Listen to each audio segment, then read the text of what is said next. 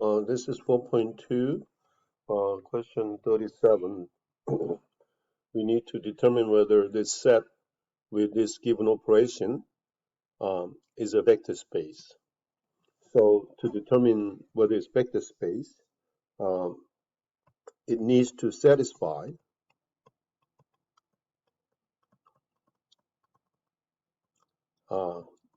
10 axioms in page 161. So first axiom is whether x plus y, which is defined as xy. Well, this belongs to this real number because this x is a real number and y is a real number. So multiple of two real numbers, product of two real numbers is a real number. So that is, well, I should say, not R, but I should say this is a V, okay, because it belongs to the real number. Number two, second axiom is x plus y is xy, which is yx, which is y plus x. Okay. And then third axiom is x plus y plus z is x plus yz.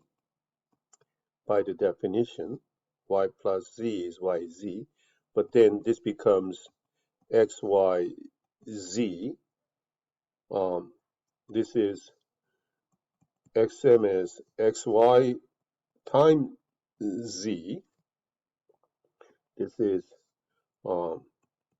x plus y times z, which is x plus y, and then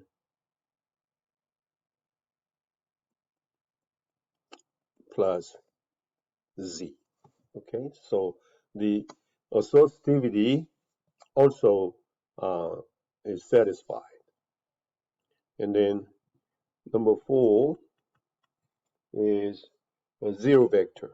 Now, so is there a zero vector? X plus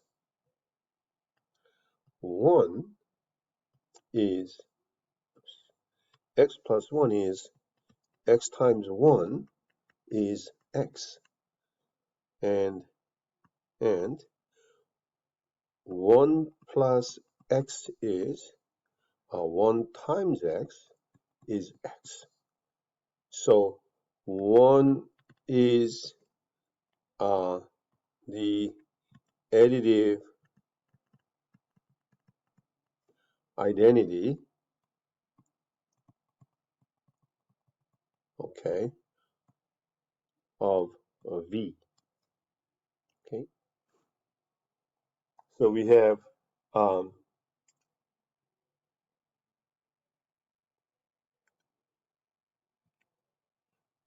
additive identity means also another way of saying that this is a zero vector.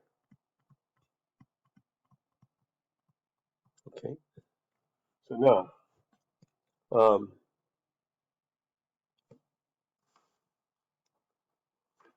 the next one is what is then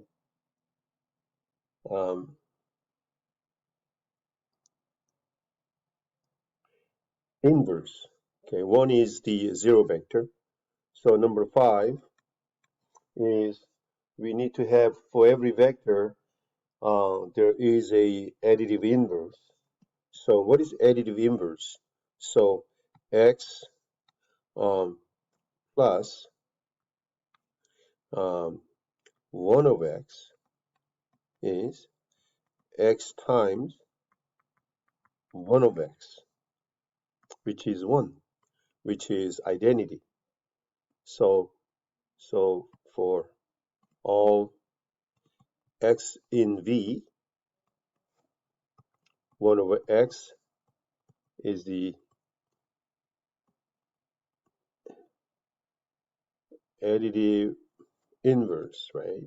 So is the additive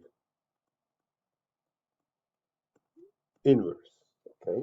We don't have to worry about the 0 because it says all positive real number, okay?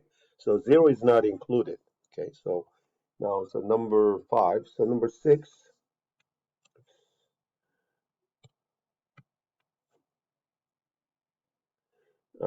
number 6 is, the axiom number 6 is, so now if I have Cx um, is simply is in this real number. So this is um, scalar multiplication. So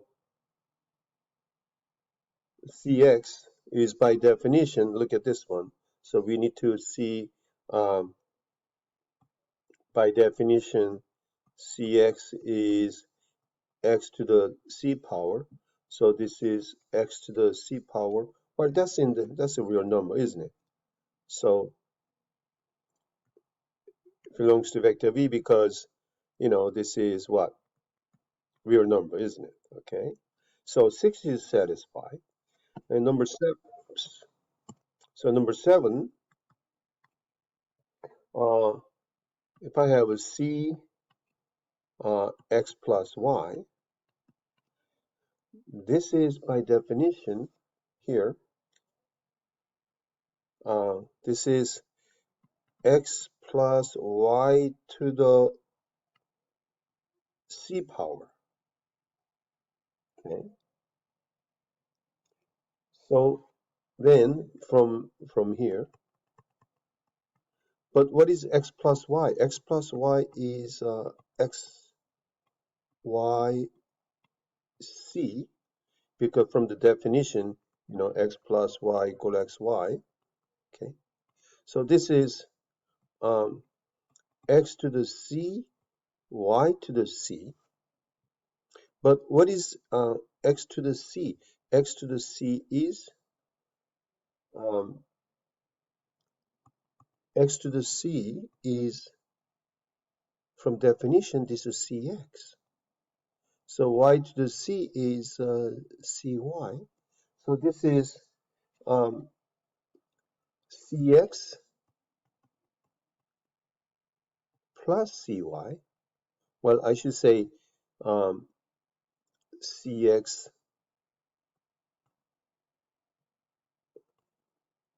before I do that. This is cx times cy. But cx times cy is cx plus cy, isn't it?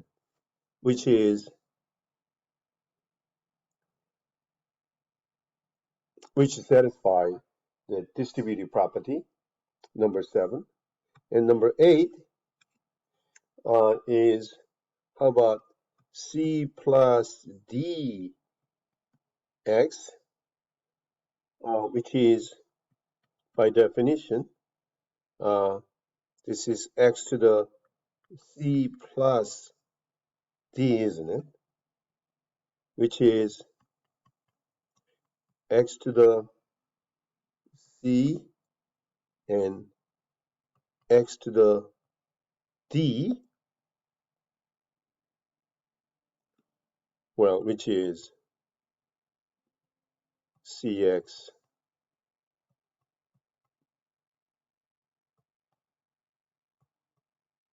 dx, which is cx plus dx. Okay, so that is number 8. And now number 9 is c dx is now c and then Actually, c goes to the exponent, so this should be tx to the c power, which is, now what is the dx though? Dx is also x to the d, is that right? So this is x dc, okay, which is x dc, which is dc times x. Okay. But well, before I do that, I can just maybe do it here. This is same as x cd, which is cd x, isn't it? Okay. So that's axiom 9 satisfied. Number 10 is 1 times x is, well, how it is defined? It is x to the 1 power, isn't it? Which is just x. Okay, so all 10 axioms are satisfied. Therefore,